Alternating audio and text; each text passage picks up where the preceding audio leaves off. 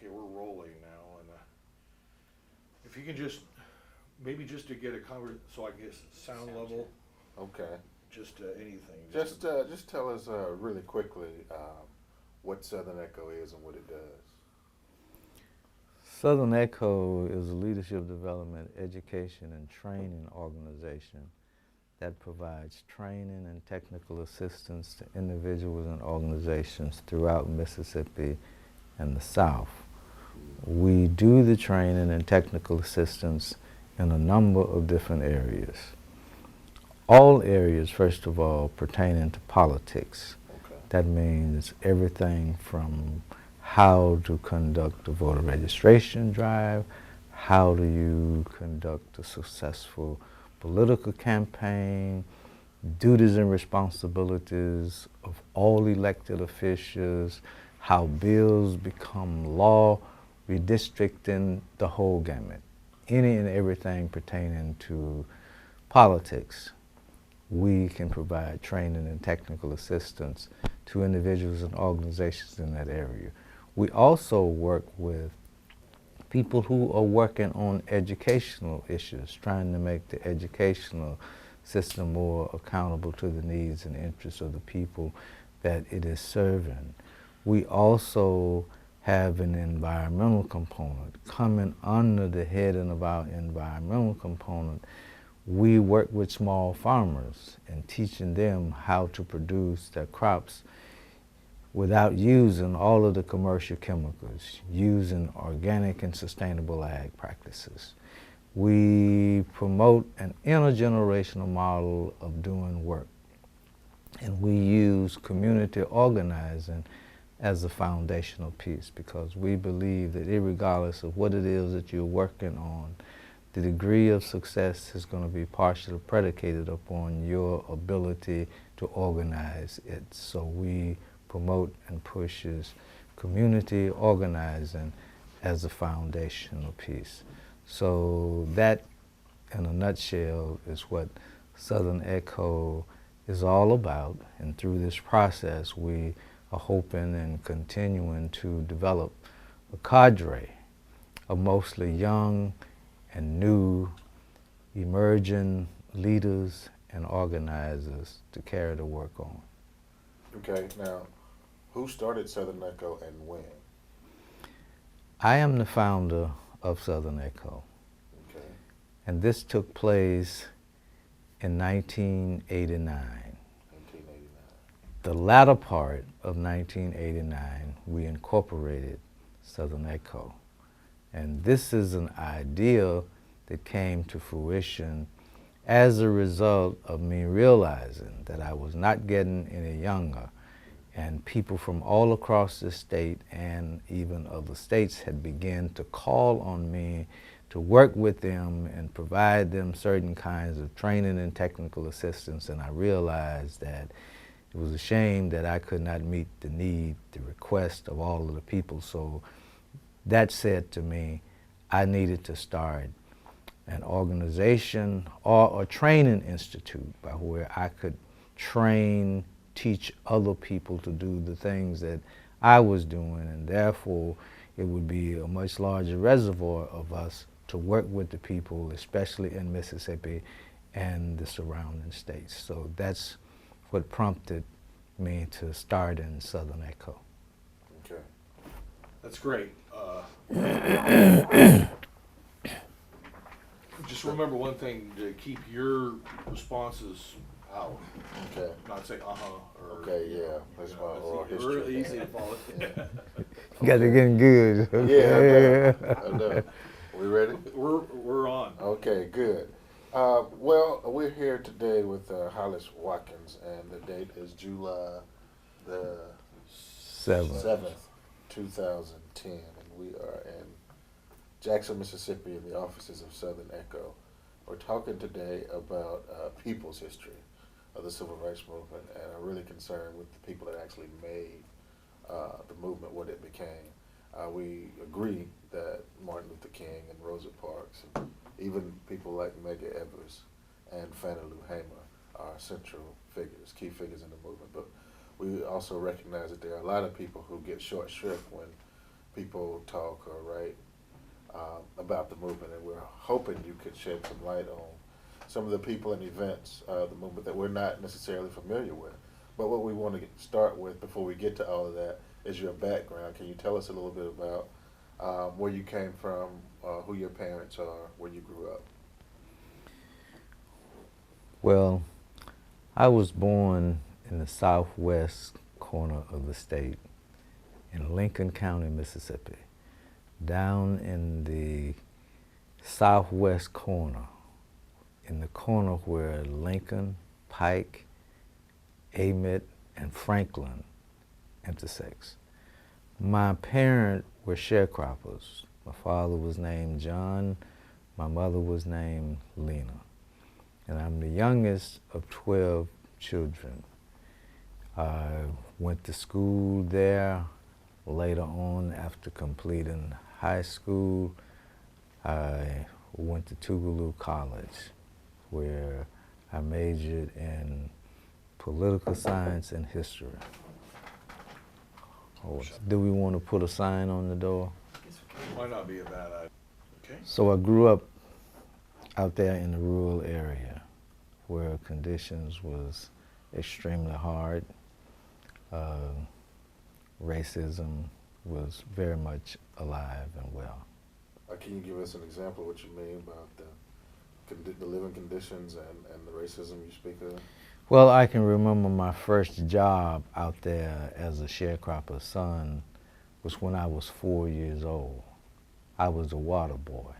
I had to bring water from the house to the field for my parent and older brothers and sisters to have water. So my journey was a little over a quarter of a mile that I had to carry water. And then as you progressed and got older, you had to pick cotton, you had to chop cotton, you had to pull corn. I can remember another job that I had after I got a little bigger, where we were digging up stumps. You know, when you take your saw and the tree has been cut down, well, we were hired to dig up stumps. At that particular time, irregardless of what the size of the stump was, you were paid 50 cents per stump after digging it up and putting it on the wagon. Many times we had to go hunting wild animals, deer, rabbits, birds, to be able to have meat to eat. So a lot of hard work was going on. We had to sometimes cut wood to sell. You didn't get much money for cutting wood. For example, if you were cutting wood, which was called stove wood, this is what people used to cook the food, you had to have 4 racks of wood that was 4 feet high and 6 feet long. You had to have 4 of those, and they paid you $6 to $8 for the 4 racks. So a lot of hard work went on as a part of that process. And not a lot of return on that work. Not a lot of return in terms of financial and all of that. But you mentioned a racist, repressive atmosphere. Do you have any examples of what you mean by that? Well, number one, I can remember when we used to be told all the time, especially when you go into the little towns, that if you're walking on the sidewalk and you meet white people, you must step off to the side, drop your head, and once they pass by, then you proceed. The reason for that is because if you didn't and looked the white man in the face, he was subject to beat you, kick you, and might even have you put in jail.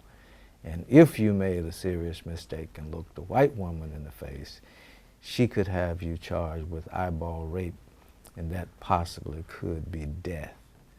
So that was an example of that. The school that I attended was a little school that if I walked to school through the woods, it was about 1.5 miles. On rainy days when the woods was wet and you couldn't go through the woods and you were forced to go around the road, then it was about 2.5 to 3 miles around the road. The white children passed by us and our school every day on buses, splashing water sometime when it's wet. But I often wondered, why was it that happened? But come to find out, it was happening because I was black and they were white. And one of the most vivid things in my mind, which was, I guess I must have been about 5 years old, somewhere 4 or 5 years old. I went into town with my father. One of the items my mother told my father to bring back was some sugar. He went in the store and he got all of the items that he was supposed to be getting except the sugar. I just assumed that they didn't have sugar. We came out of the store, was standing on the sidewalk talking to some other black men.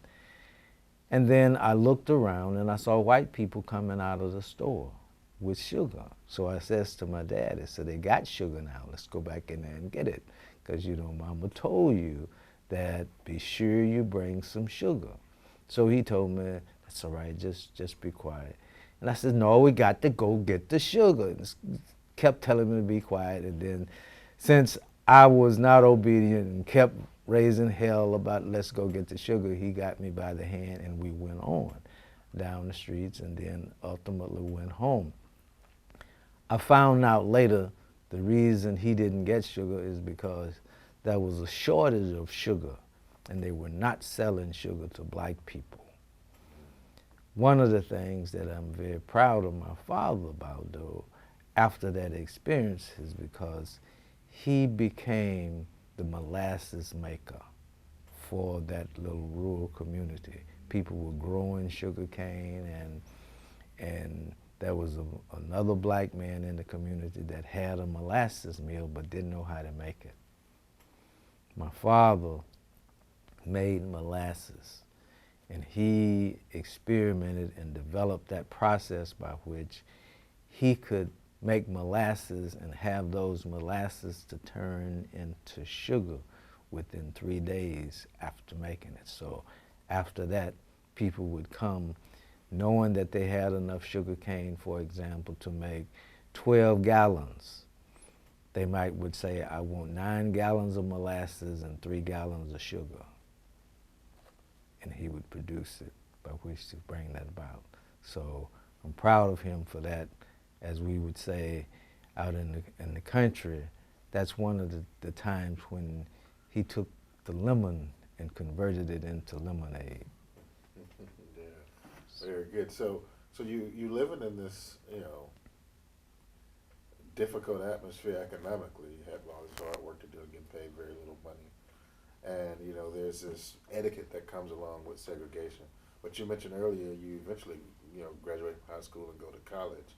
What I'm wondering is, at what point do you become interested and then involved in the movement? All along, I had questions as to why this and why that, seeing the disparity between the two races. We couldn't go to eating facilities and all of this. And I'm asking why, because growing up in a very spiritual / religious family, we all are equal in the sight of God and all of this process. So I'm asking, why is this? Why is that?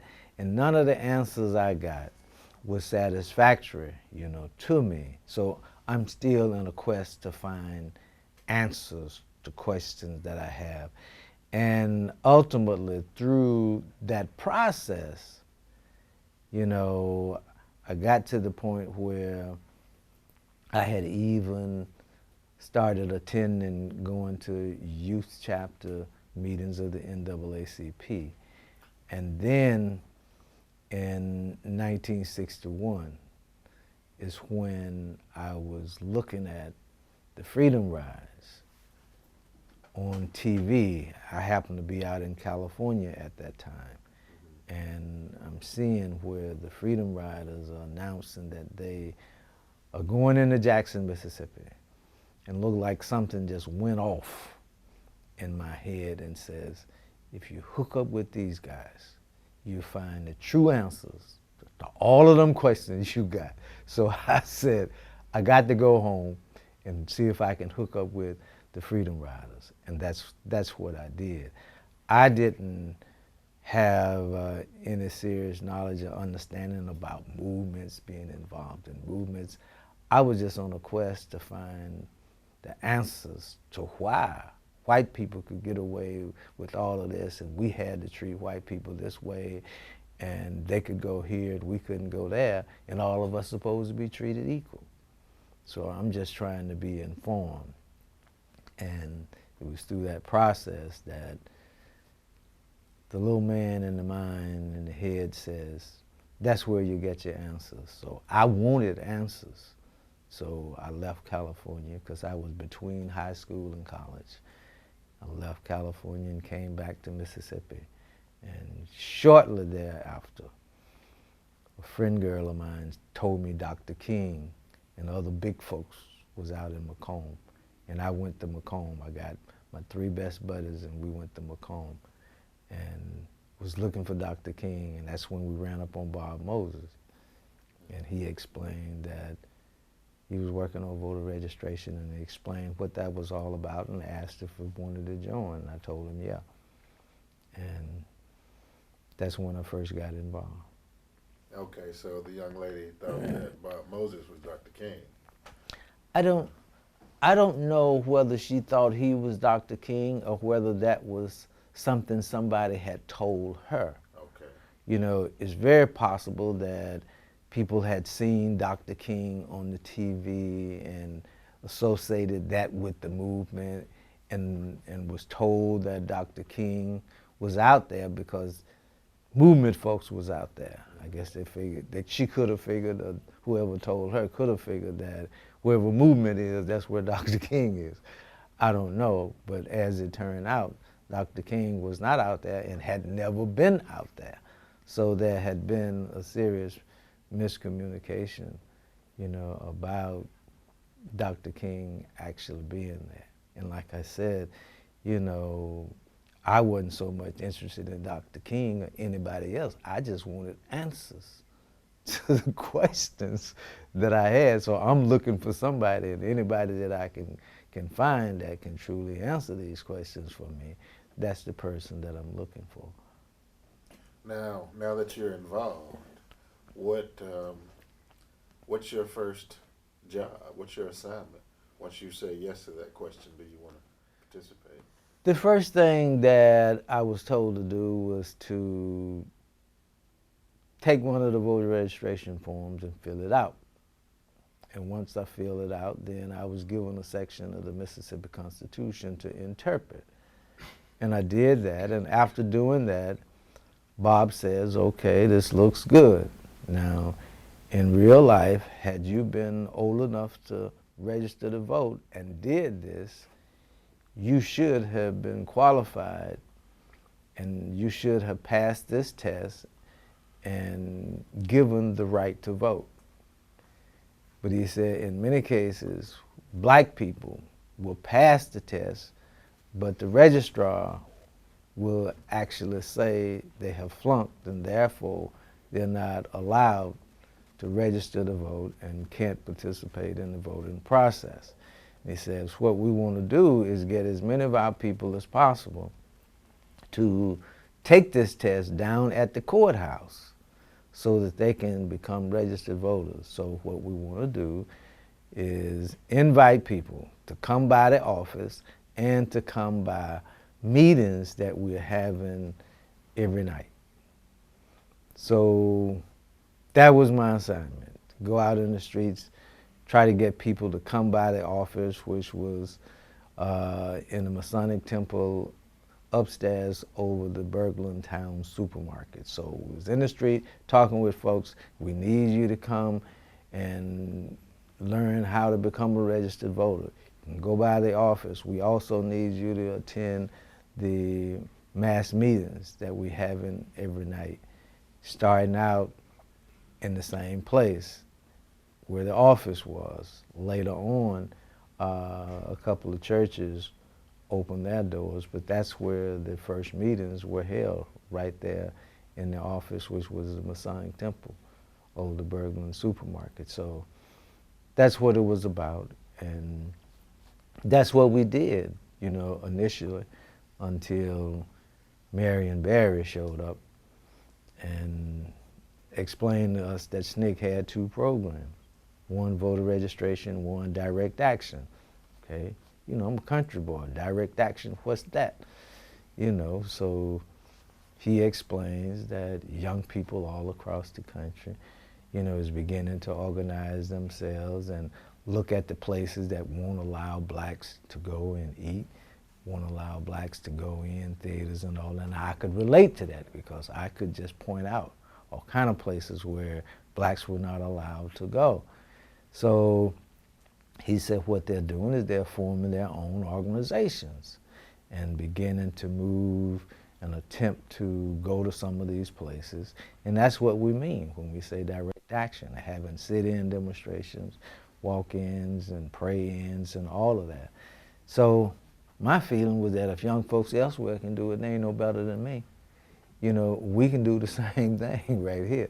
So we began to talk to young folks, and among ourselves, we decided that we're gonna start our own organization. That's what we did. We called it Pike County Nonviolent Direct Action Committee.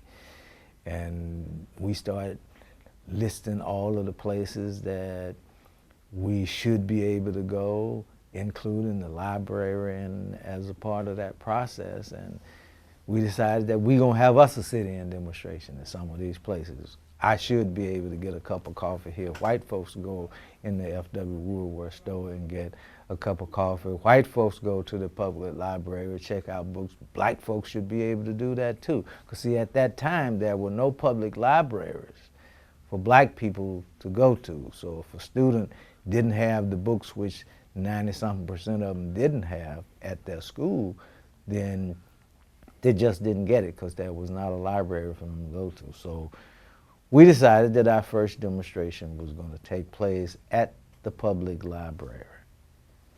It was supposed to have been about 22 of us that was going to have a sit-in at at the library. And as a result, when we went back that next day to actually go and have the sit-in, the parent had shut everybody down except two of us. Out of the 22, only two of us was prepared to go forward with the demonstration. And, you know, we looked at it and we thought about it, and we thought about the freedom song that ain't gonna let nobody turn me around. So, hey, even if it's only two of us, we gonna still go ahead with this thing. And that's when we proceeded. The parent had shut them down. My parent may have shut me down if I had told them the actual facts. You know, I just simply told my parent that day, that morning when I was getting ready to go out to town for the demonstration, I just simply told them that I won't be back tonight. I'm gonna spend the night in Macomb with some more friends. You know, we all supposed to be going together, so we'll spend the night in jail together. You know, that's my thinking, but I didn't tell them that. You know, I just simply said, gonna spend the night in Macomb with some more friends, and they said, okay, fine. You know, just make sure you be good and take care of yourself. And I said, I will. We had not done our research to the extent that we should have, because when we went to the library was closed. It didn't open on that particular day. But we didn't know that. But we decided that we would not be defeated. Wasn't gonna let anything turn us around to keep us from having this demonstration. So that's when we said, well, Woolworth's right down the street, got a lunch counter, we can't go there. And we went to the Woolworth lunch counter and sat in at the counter and asked for a cup of coffee.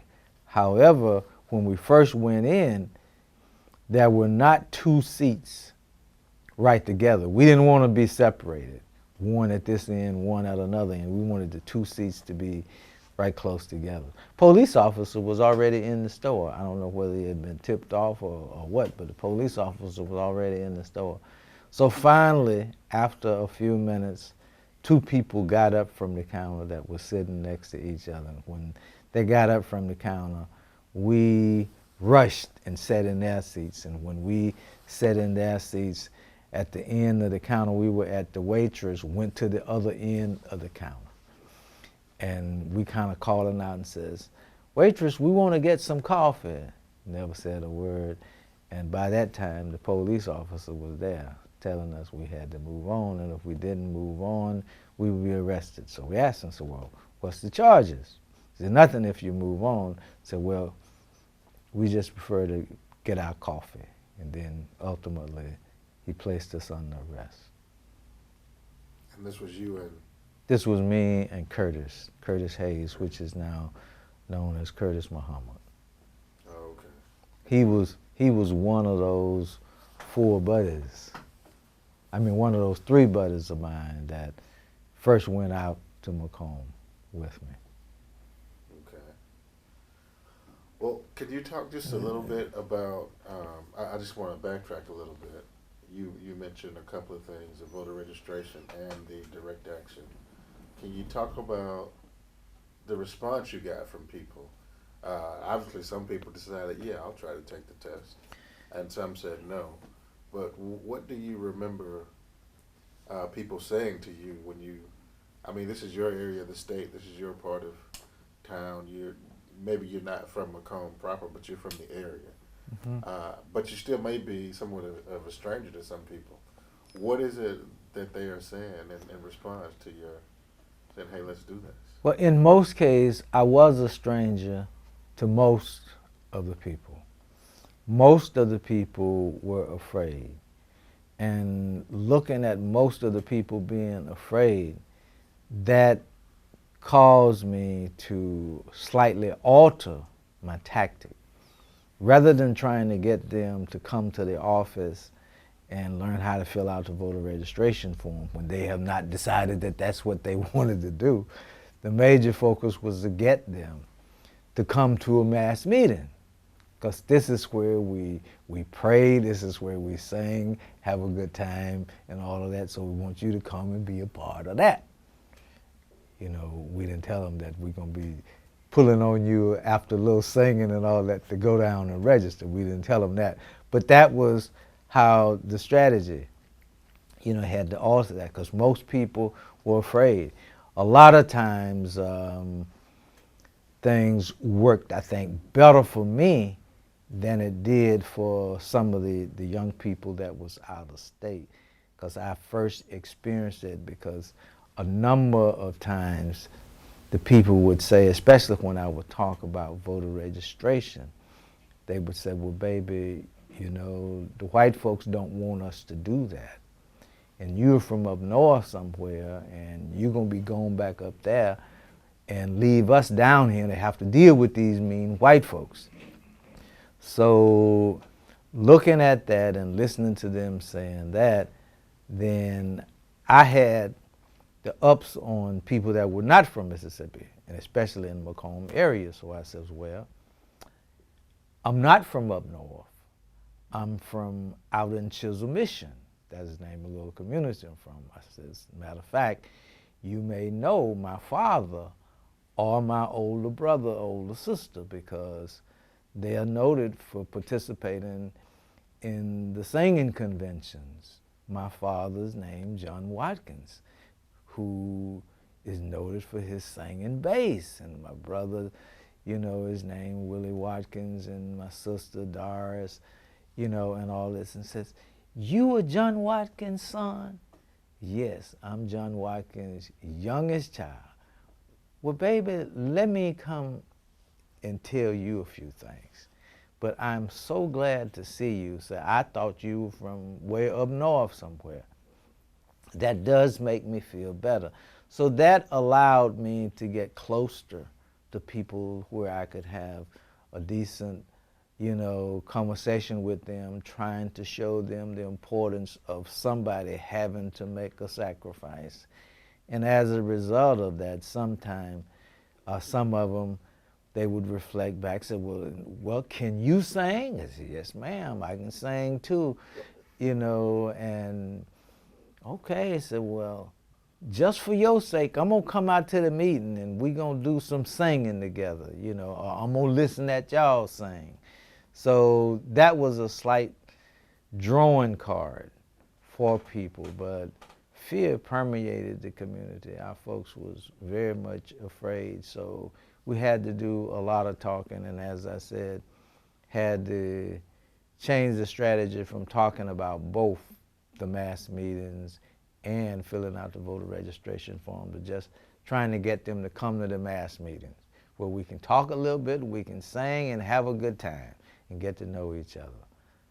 And through that process, we get into the political aspect. And you were able to secure enough recruits to do what you wanted to do as a result of these mass meetings. Well, not necessarily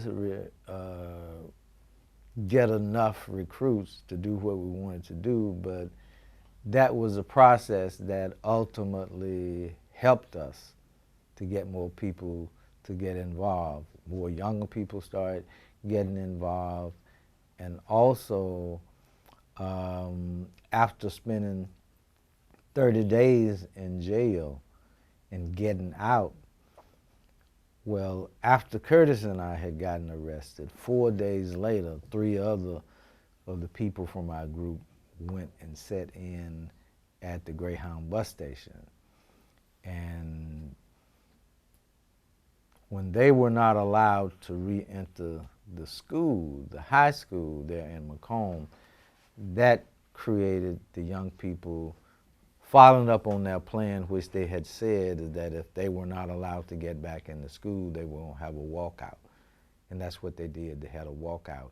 And that kind of like was the springboard to get a lot more of the community people actively involved, and it kind of continued to mushroom a little bit from there.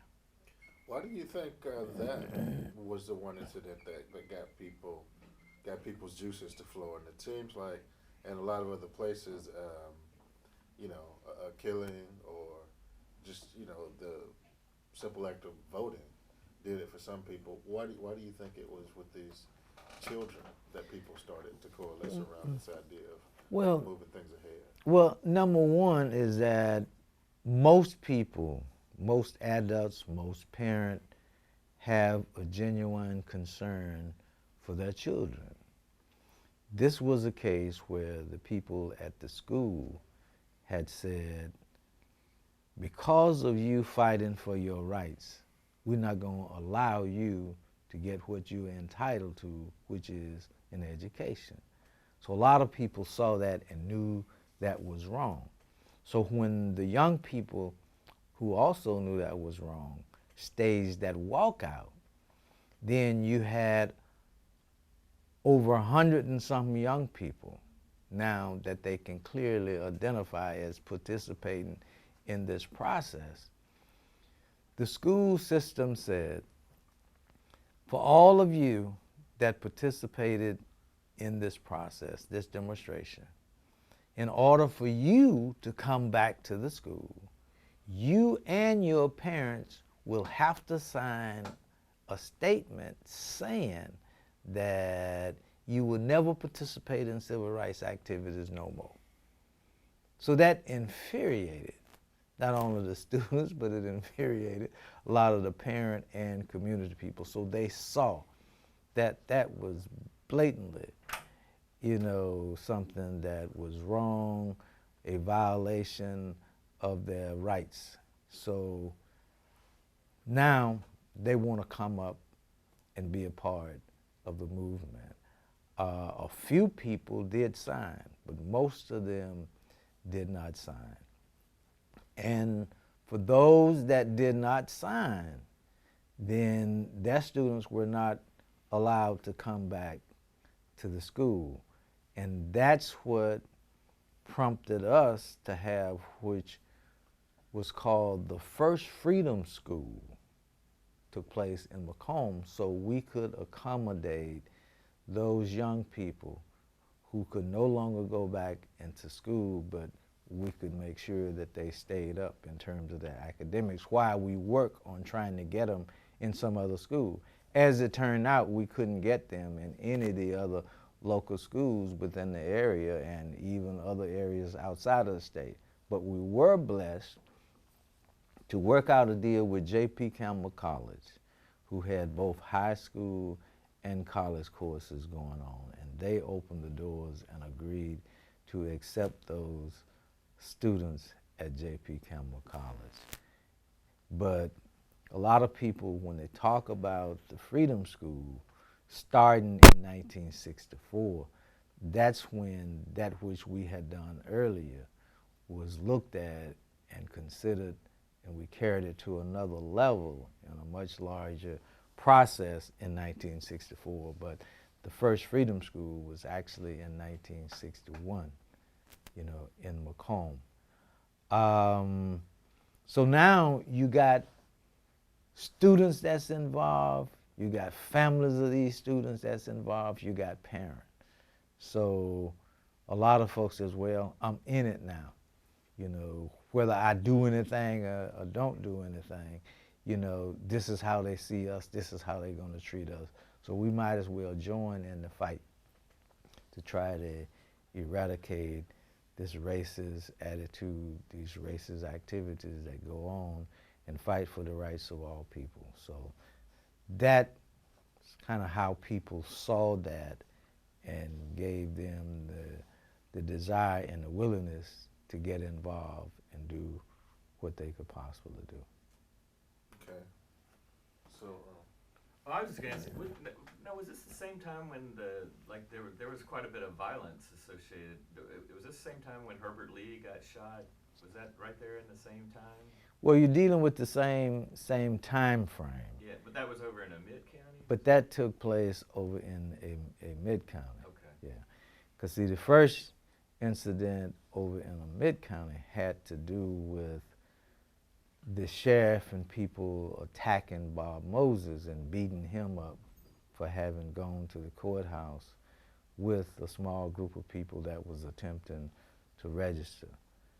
Herbert Lee was one of the folks who had been working with E.W. Steptoe on voter registration over in Amite County. And his neighbor, Eugene Hurst, is the one that killed him, in broad open daylight and cold right there at the cotton gin. One of the things that a lot of people don't know and have not realized is that Herbert Lee and Eugene Hurst were not just neighbors that lived right down the road from each other, but they in fact were, I guess you could say, business partners. Herbert Lee had more land than he could utilize in terms of farming. Eugene Hurst, at one point in time, rented land from Herbert Lee because he could farm more land than he had. So he rented land from Herbert Lee and put it into farm operations. So this is a situation where these are not strangers, these are not, some white people coming from out of here dealing with some black folks that's doing this that they don't know, but these are people that know each other and have been involved in business transaction with one another that live right down the road. And as we all know, Eugene Hurst was a state legislator at that particular time. But a lot of people didn't realize and still don't know that they had that kind of relationship. Oh, hang on just a second. I think somebody got hot. Thing about the fear, the Klan all over the state, periodically burn crosses and various points in times we hear about there being lynchings, and people. Look at Curtis. Various, at that particular time, the Klan was active all across the state. And we heard many times about the Klans having lynchings. They were also burning crosses and running people out of town. We heard about that. So that's part of why the fear, permeated the community. But here again, as a young person, you living among all of this, and young people tend not to be as afraid as some of the older ones, and I had become an expert out there in dealing with guns, and also beginning to be an expert in dealing with knives. And my feeling was that, hey, look, this is one of them situations where I'm gonna get my share if it comes down to it. And looking at the history of my daddy and the position he took, because after I got involved in the civil rights movement, they sent word to my father by a relative to tell him that if he got me out of the civil rights movement, the white folks would help him. My father just simply said, he's my youngest child. They didn't help me with 11 before him. I managed to get him through high school. They didn't help all through that, so now he's out of high school. He's old enough to make decisions for himself.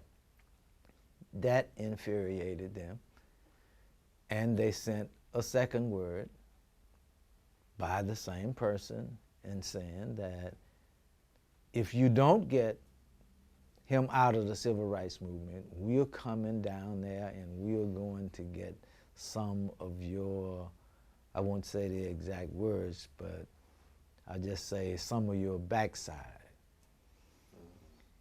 And my daddy sent another word. So, well, you tell them that if they want to get some of this, what I got, they got to bring some in order to get it. And I'm prepared to get my share of everything they bring when they come to get this. And they knew that he was serious.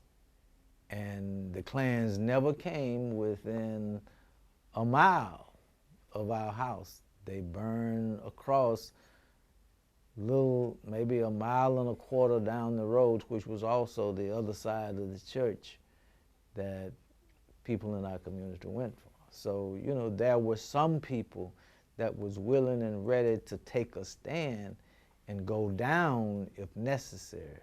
And that's kind of the position that a lot of us young folks have. So, hey, look, we've been mistreated, we've been abused, and we couldn't find any reason that some of the people who we heard of had been beaten or had been lynched, some of the people's houses were burned, that they hadn't done anything. So we said, well, hey, look, if all of this happened to you for doing nothing, then, hey, you just sitting ducks, waiting for somebody to come get you. So we're going to do something. We're going to force their hand, and maybe we get some of our rights as a result of us doing that. So it wasn't so much of not having some fear, but making sure that whatever amount of fear we had didn't keep us from doing that which needed to be done. And it was based on that we were willing and ready to move forward to try to make things better. It really complicates our understanding of how the movement unfolded, because you come from California, you meet with Bob Moses, who's really going to be the face of SNCC.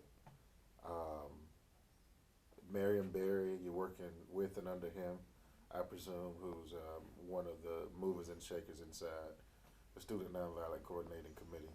But the nonviolent part is what people concentrate on, the news media, the TV stations, and how people understand this movement is taking off. But based on what you just said, it seems like there's another undercurrent there that is not necessarily nonviolent. So how did you reconcile your personal feelings with the organizational structure that you were working with? Well, I understood the importance of nonviolence,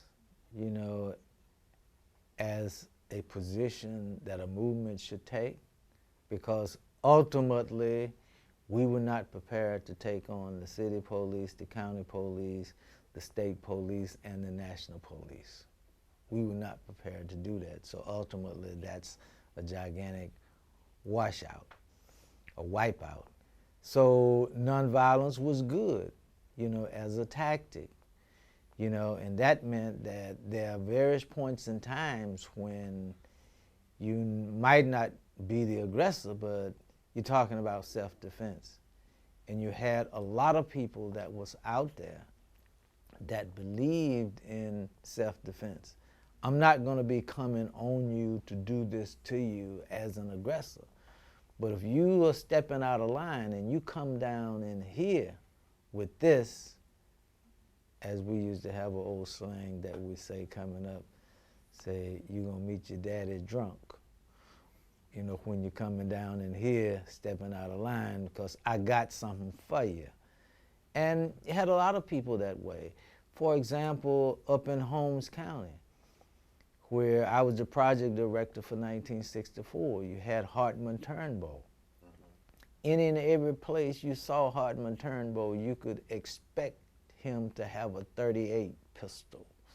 When he would put his little satchel up on the table, when he would be speaking or what have you, and he unzip it to get a paper, the first thing was that you'll see that .38 roll out first.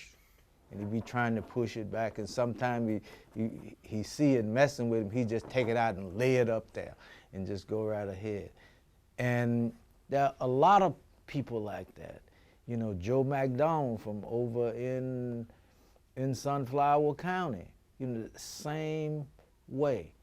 You know, I had problems with SNCC in 1964 because it just so happened that I lived in this little community called Mileston, Mississippi. And the black people in Mileston had set up a defense system, because you had two ways of going down in there. And you come across the railroad track and you go out at another end across the railroad track. And I was living with Mr. Dave Howard, which was the first point of contact once you crossed the railroad track. So you had to give your signal or you would be apprehended. So I'm living with Mr. Dave Howard. He, his wife, and one small child. They're farmers, getting up 4:30 and 5 o'clock in the morning, going to bed late at night. And I noticed that they were taking shifts on security.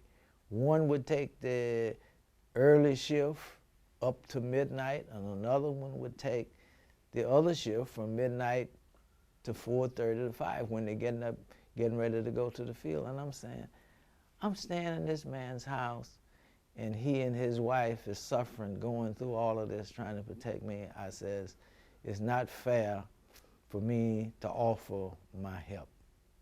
And I offered. I says, I will take one of these shifts on this post. Stand in guard, and that's what I did. The head leaders of SNCC, you know, officers, they said we are nonviolent, what have you, and I just said, well, I'm just working for the community now. I'm not working for SNCC. If that's the way it is, I said, but I will not live in this man's house, you know, eat his food and everything, and not take some of the stress and burden off of he and his wife, who were farmers. So I stood post, you know, one of those shifts. You know, I told them, yeah, I'll take this one. Y'all can alternate. You take one night and your wife take the other night, and that give one of you the rest. But I'll take on a consistent basis this shift. And the shift that I took was the sundown to midnight shift that I took. And I said to the SNCC folks, I says, just make sure when you come across that track, you know what the signal is. I said, because if you don't know what the signal is, you'll be apprehended. The folks down there one night apprehended the highway patrol. He jumped across the track in his unmarked car, you know, and when he went on down through there, the next thing he knew, he was facing some bright vehicular lights facing him in the middle of the road. He dimming and they wouldn't dim, you know, and then next thing he knew, there was another vehicle that had came up on him from behind that had a driver and two men on the back of the pickup truck with automatic shotguns and 30-06s and 30-30 Winchester rifles pointing over that to him. And when he saw that, he jumped out and said, "I'm the highway patrol, please," you know, and Tom said, "Well, you didn't give the signal." I said, "Well, I didn't know nothing about the signal." I said, "Well, you should have learned what the signal is. You don't come down in our community, you know, any time of night and what have you." And he begged for mercy. They gave him mercy and told him, "Turn around and you head out of here." So you had a lot of black people that were not aggressive with the violence, but when it came to self-defense, they were protected. And I think by me wanting to do what was right, I think that's probably what helped make me as good a person as I am, however that is, because I did a lot of praying that my nonviolence would never be severely tested, because I had become proficient in shooting shotguns and rifles because I expected the need to be able to do that. Yeah, I was prepared to kill folks, you know, cutting through the chase.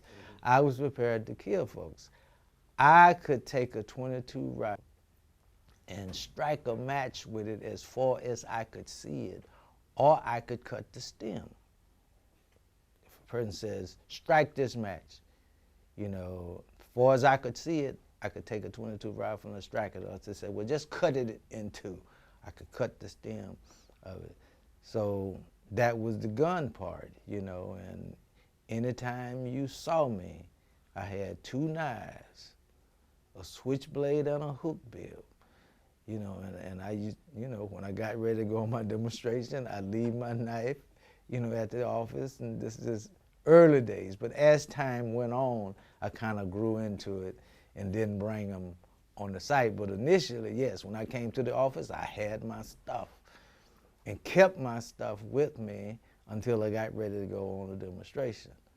So I used to pray constantly that my nonviolence would never be severely tested, because I didn't want to break the rules of the organization, but I'm knowing, you know, I'm ready, I'm prepared to kill you. You know, I had developed out there on the farm to be, as some folks say, as strong as an ox. That time, fertilizer didn't come in 50-pound bags. It all came in 100-pound sacks. I had developed to where I could carry 3 sacks at one time. Put one on my left shoulder, one on my right shoulder, and one in my arm on the right, and carry 300 pounds. And I was fast. Did a lot of running, chasing mules, cows, and hogs out there, you know, in the country. I was fast. You know, I could do, when I went to college in PE class, I did the 100 yards. You don't call them, they didn't call them meters then, it was yards. I did the 100-yard dash in less than 10 seconds flat. So I'm saying, well, you know, look, I'm strong, I'm fast, you know, I can deal with whoever, whatever need to be dealt with, and I can be moving on to another scene to get to my stuff or whatever. So this was the kind of attitude that I had when I first came in there, you know, but I'm praying, so I don't want to blow it for the organization. And I constantly prayed. But you had a lot of people, and a lot of those that were in the movement, brothers in a lot of the communities would tell you, so, well, man, y'all go ahead. I can't be in that demonstration because somebody hit me, you know, I'm going to do everything I can to leave them there forever. But the attitude of nonviolence in the movement was the prevailing, and we tried to abide by that and deal with that. Would you say the sentiments you had were particularly widespread, or was that like the exception to the rule in SNCC in general, or at least with the SNCC people you work with? with the people in Mississippi for the most part, I'd say the sentiment that I had was probably the largest, prevailing sentiment. And people were willing to do whatever they could to abide by, but if it wasn't for the love and respect they had for the organization, for the most part, folks would say, no, I'm not gonna get out there, because I don't wanna put my stuff away. I wanna keep it, I wanna use it. They use theirs, I'm gonna use mine. And that's one of the things that a lot of people don't realize, but that was the attitude that the Deacons for Defense had. And the Deacons for Defense, because of having that attitude, provided a lot of safety, affords the law enforcement officers to secure us much more than they would have or had been prior to the Deacons for Defense. Because Deacons for Defense said, yeah, we got our stuff. We ready to meet you on whatever ground you are. You got your guns and what have you. We got ours. They're nonviolent, but we're not. You come hit me, I'm gonna hit you back. Yes, and I'm gonna be ready to shoot you and kill you if it comes to that. So when the law enforcement officers understood that, in order to protect the white folks from that, they had to keep the white people back. And in keeping the white people back meant that the demonstrators were not beat up on. But them keeping the white people back was not so much as to protect the black demonstrators, but was to protect and keep the whites who ran up in there from running up in the arms of a deacon for defense. Or somebody who felt the same way. Or somebody who felt the same way. And there were a lot of the young brothers who actually were not actually members of the Deacon for Defense. I'm one of the deacons. I'm one of the deacons. Yeah, I got my stuff. I'm gonna be right out here. Sometime they would, sometime they wouldn't. But that gave them a leeway and a way to be involved in that process. It certainly does help to explain the success of some of the actions. Because when you think of Mississippi in the 60s and how difficult it was, as you explained, how difficult it was for black people, you have to wonder why so many more people didn't get hurt or killed. And apparently it's because of this attitude and this, action, this stance. That, sure. Hey, if you come in here, you can expect something different. It's not going to be like what you think it's going to be like. But I want to talk a little bit about the actual organizing. You left Macomb and now you're back up in Mileston. You're working with the people in Holmes County. You mentioned 1964. We know that that was the big summer, Freedom Summer, with the students coming from the North and the West, and they're predominantly white. Did you have any feelings one way or the other as to whether this was a good idea? Excuse me, just a sec. We need to change tapes. Okay. And Okay, we're going. That's what we're getting right now. When we began to talk about the 1964 summer project that most people refers to as Freedom Summer, I was against the idea of bringing large numbers of young people from the West Coast, from the North, into Mississippi. The major reason I was opposed to the idea was because I knew that with a lot of young, energetic people coming into Mississippi, at a time when we were just beginning to get the local people up and moving and taking initiative themselves for the movement, this was going to squash all of that.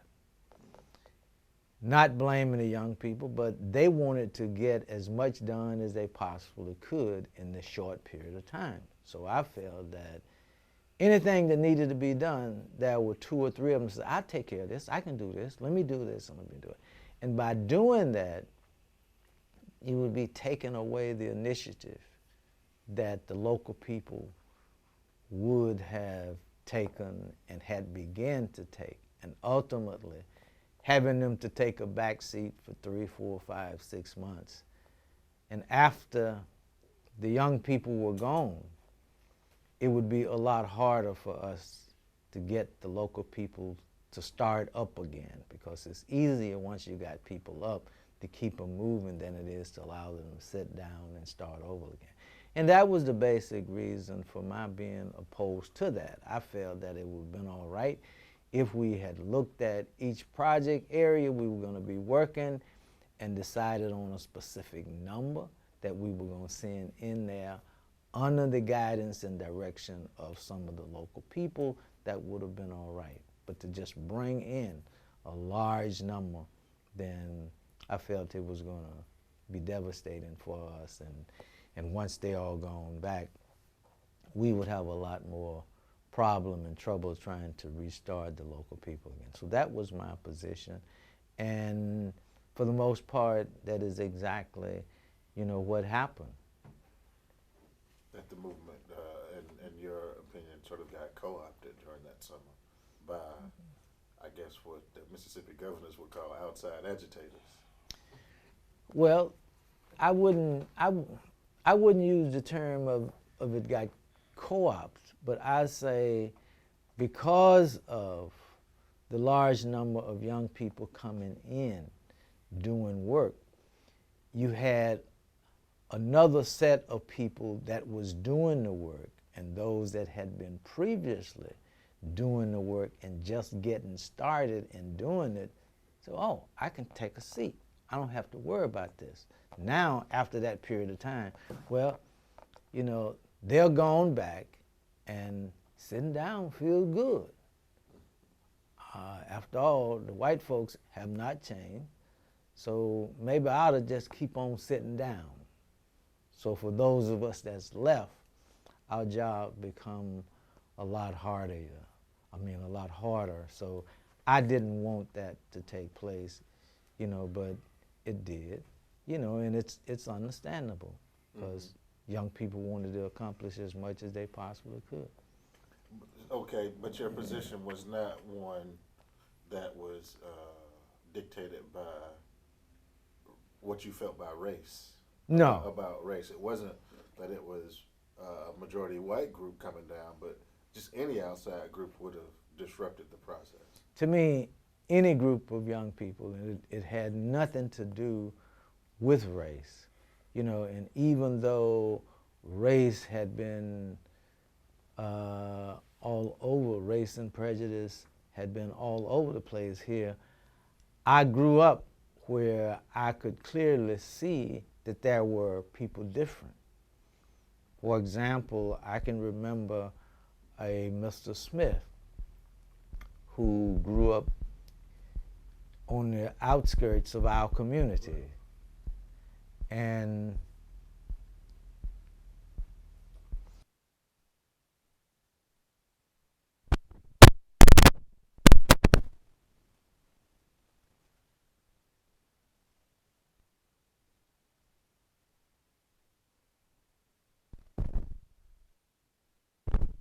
Okay, I think go ahead.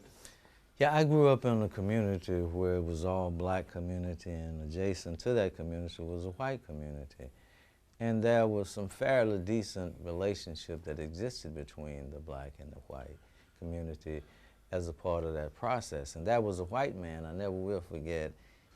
So I grew up in this community, this all black community that was adjacent to all white community, and people in the two different communities had a fairly decent relationship, some of them with one another. And I can remember at the time when one of the white men decided that he was going to change his pay scale from paying $3 a day to the workers that worked on his farm to 75 cents an hour. So he was ostracized by the broader community, not people in his little small community, but people in the broader white community. So I understood and had some relationship with white, even though the veiling thing that went down, I could clearly see and understand the races and all of that piece. So my objection had nothing to do with race, but my objection had to do with wanting to make sure that the people that was calling the shots and running things were people that was local to the area, and not having that done by people who had never been to Mississippi and knew very little about Mississippi, and that had nothing to do with race. Okay, that makes sense. I want to just ask one more question about Freedom Summer and move to the last question, which will be about Vernon Damer. At the end of the summer, or at least by August, the Student Nonviolent Coordinating Committee had amassed a new group of people and called this new group the Mississippi Freedom Democratic Party. Now, I'm just wondering, based on all the organizing y'all did and the 2 seats at large that you were offered as a group, like what your position was on the response of not taking those seats. Were you for or against that? And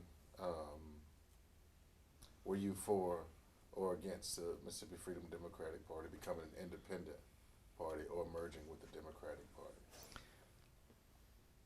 It was my position that the Mississippi Freedom Democratic Party should have been and was to be an independent party, not a party that was merging with the regular Democratic Party.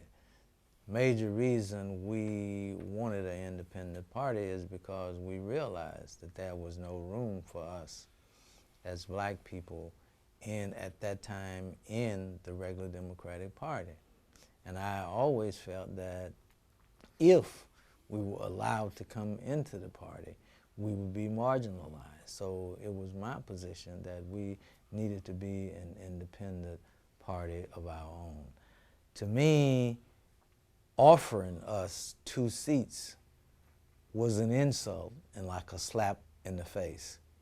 To me, it's kind of like saying, you and your wife and 4 children come to me and say, Hollis, we have not had anything to eat for the last 3 days.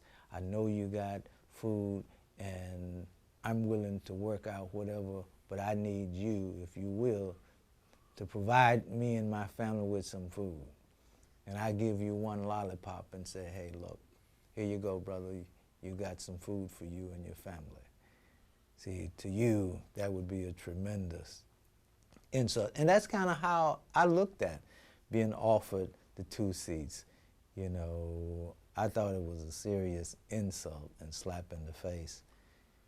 And it also said to me that people don't take us serious or either don't think we are serious and is willing to take any and everything that is handed out. It reminded me when they did that, my mind immediately went back to some of the black people that used to work in the homes for some of the white people, and when they get the work done and they get ready to leave, they gave them an old pair of raggedy clothes that their children had worn out and said, I got some clothes for you that you can take for your children. They might need to be cut off or hemmed up or let out, but I think they'll be fine for you. That's kind of where my mind went back, offer me these 2 seats. It went back to that kind of experience which I had had. So to me, it was a serious insult. Okay. And finally, I know we don't have a chance to get through this. I said this was the last question, so next to the last. Because I actually want to hear one more thing about Southern Echo. But you did have some experience in Hattiesburg, and I'm wondering how it came to the point where you were, first of all, assigned to this place. And once you got that assignment, what was that experience like organizing the people of Hattiesburg and working with those people? My experience in Hattiesburg was a good experience because it was an experience and I got hooked up with Mr. Damer, who was a man that believed in serious work. You know, that's the mentality that I came out of. How that came about is that Damer was a part of CC Bryant's connection, you know, and he was the chairperson for the Forest County NAACP. CC Bryant was the chairperson for NAACP in Pike County, E.W. Steptoe in a Mid-County. So they had the network. So Vernon, hearing about the apparent progress that CC is making over in Macomb and also doing some stuff with EW over in a Mid-County, it's kind of like, hey, I want some of that.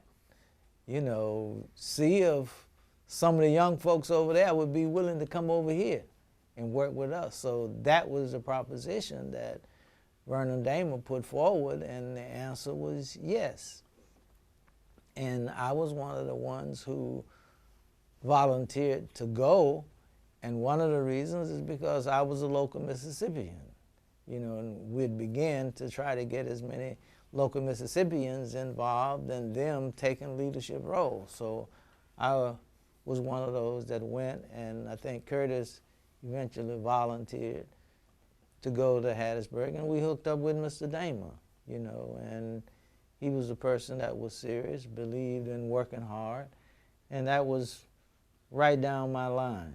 You know, I was there, and also at various points in times I'm knowing that when we're not doing stuff and trying to get people registered to vote, that we aid and assist him out there on his farm, you know, in any way that we could possibly do that. But Mr. Damer also was in a position by which he could provide us not just with a place to stay and food to eat, but he also could provide us in some cases with gas money, and in other cases with gas money and a vehicle to put the gas in.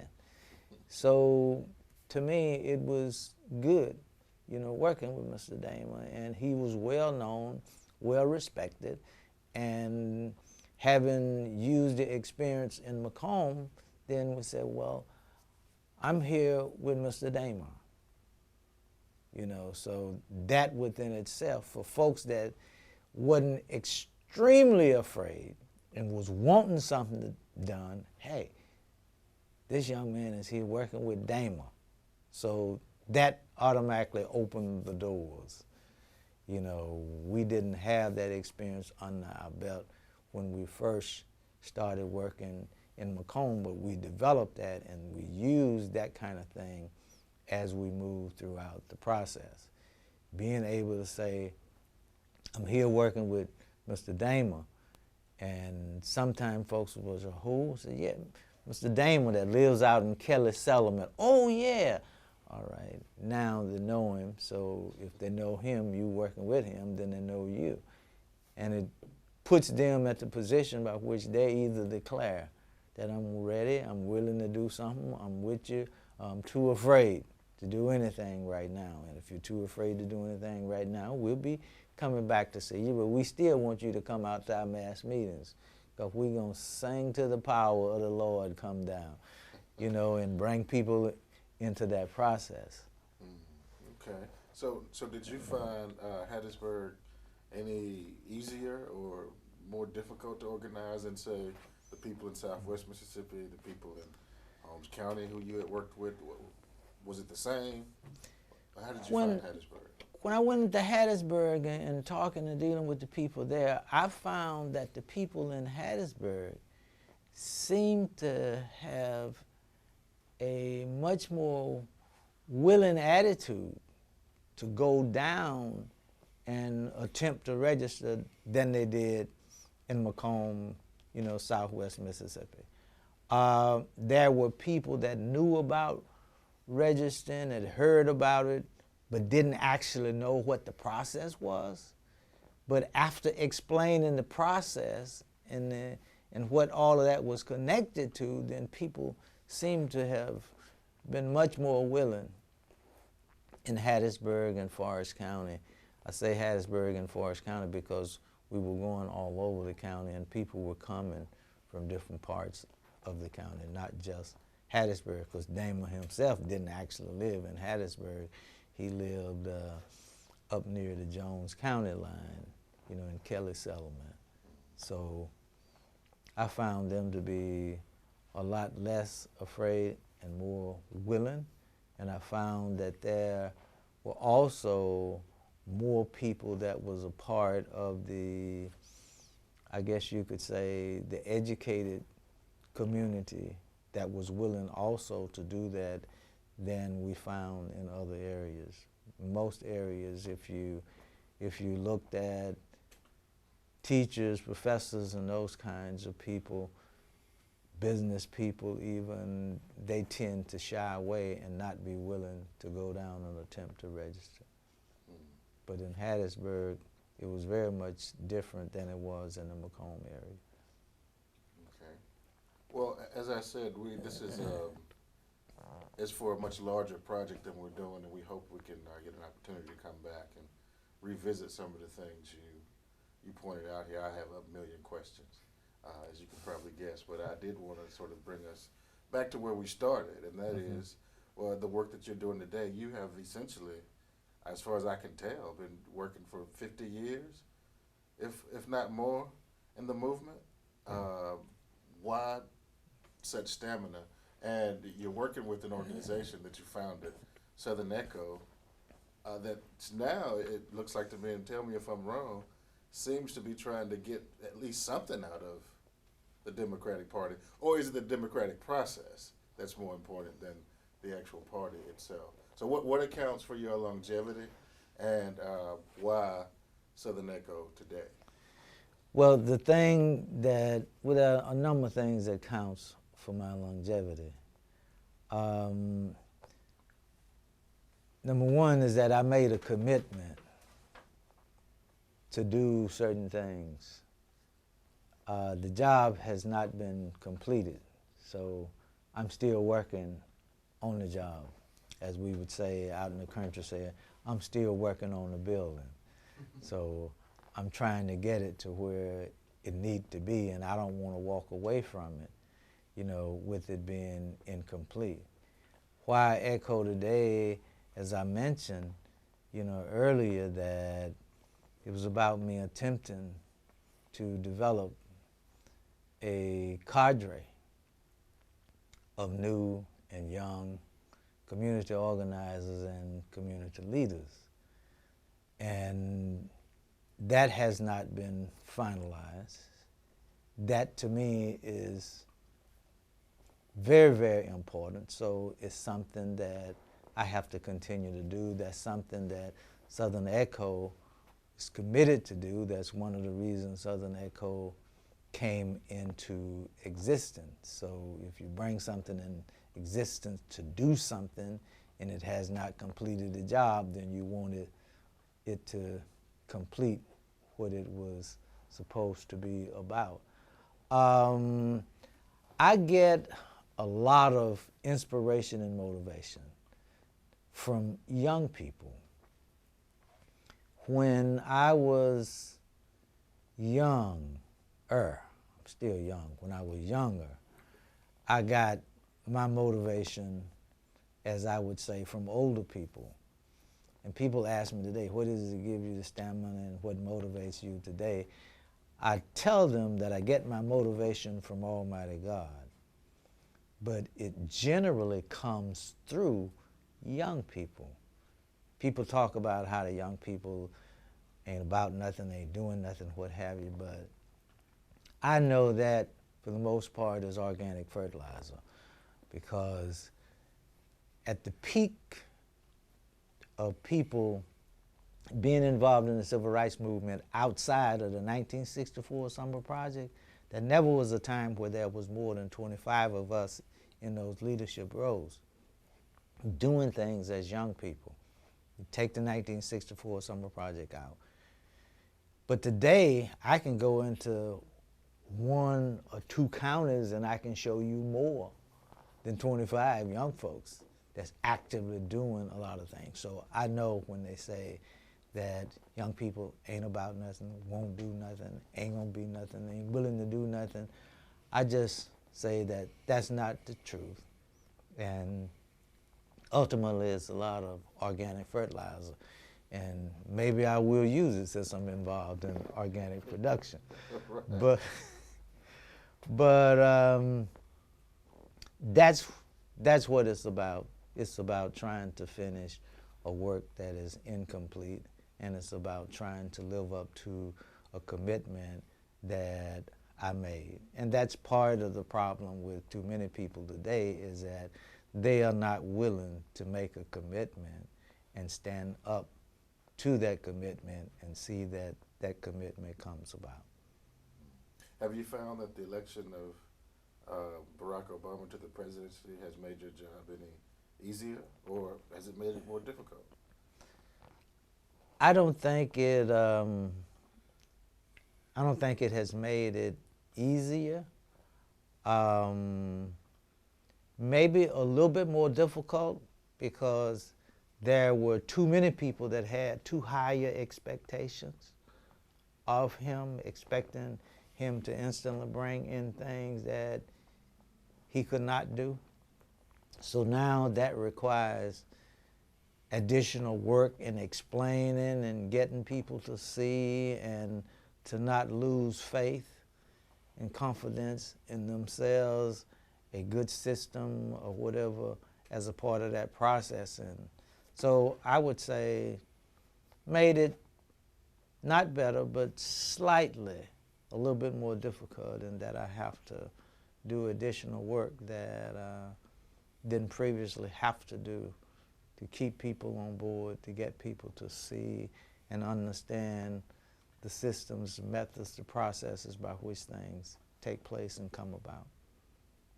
Okay. And finally, you mentioned that one of the ways you were able to, you and your cadre were able to get people involved was by basically promising them a good time.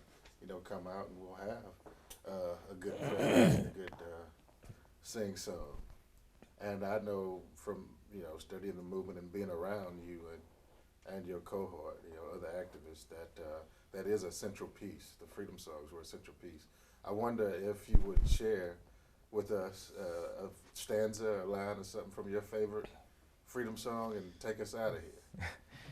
Well, I must say that I don't have a favorite freedom song. Okay. I use the song, the music, as an organizing tool.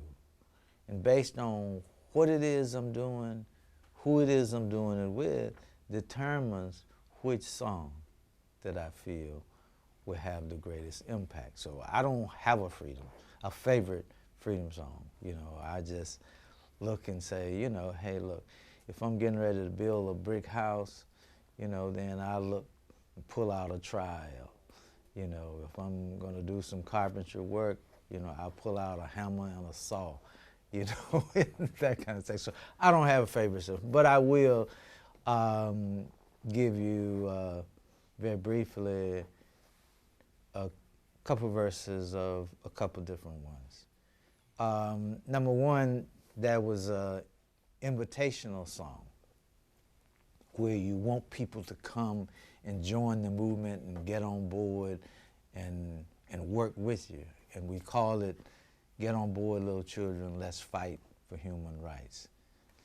Get on board, children, children, get on board, children, children, get on board, children, children, let's fight for human rights. I hear those mobs a howling, they're coming round the square, and catch those freedom fighters, but we gonna beat them there. Get on board, children, children, get on board, children, children, get on board, children, children, let's fight for human rights. And after you get them on board, you don't want folks to be scared, because a lot of folks are afraid. And one of the songs that we sang to help people to overcome fear was a song that we called "Ain't Scared of Nobody 'Cause I Want My Freedom." Ain't scared of nobody 'cause I want my freedom, I want my freedom, I want my freedom. Ain't scared of nobody 'cause I want my freedom, I want my freedom now.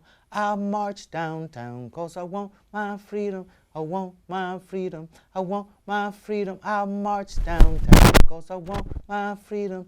I want my freedom now. And when they brought the dogs out, we added a verse for the dogs and said, ain't scared of no dog, 'cause I want my freedom. I want my freedom. I want my freedom. Ain't scared of no dog, 'cause I want my freedom.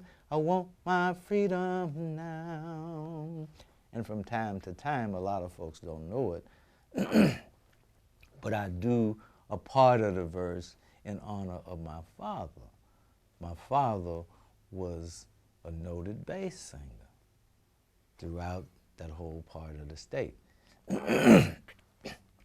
So in some time when I'm singing a song, I'll honor him, and I'll do a verse so I can honor him. Ain't scared to go to jail, 'cause I want my freedom. I want my freedom. I want my freedom. Ain't scared to go to jail, 'cause I want my freedom. I want my freedom now. Ain't scared of nobody, 'cause I want my freedom. I want my freedom. I want my freedom. Ain't scared of nobody, 'cause I want my freedom. I want my freedom now. All right. Thank you very much. We appreciate it. I hope you got that. Great vocal writers there too. Thank you, guys. That's very good. I appreciate